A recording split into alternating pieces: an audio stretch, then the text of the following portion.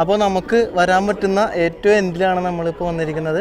ഇത് കണ്ട, ഇവിടെ വന്നിട്ട് നമുക്ക് ഫോട്ടോ എടുക്കാം. നേരെ അപ്പുറത്ത് നോർത്ത് കൊറിയയാണ്. ഞാനിവിടെ നിന്നൊരു ഫോട്ടോ എടുത്തിട്ടുണ്ട്, അത് ഇൻസ്റ്റാഗ്രാമിൽ കാണാം.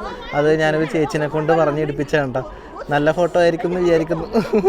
അപ്പോൾ അതെ, ഇവിടെ നിന്ന് നോക്കുമ്പോൾ കാണുന്നത് നമ്മൾ നേരത്തെ കണ്ട നോർത്ത് കൊറിയയുടെ ആ ഒരു വലിയ ബിൽഡിങ്സൊക്കെ കാണാൻ. കണ്ടോ, ഇത് നല്ല അടിപൊളിയായിട്ട് ഉണ്ടാക്കിയിട്ടുണ്ടല്ലോ. ആൾക്കാർ താമസമുണ്ടോ എന്ന് എനിക്കറിയത്തില്ല.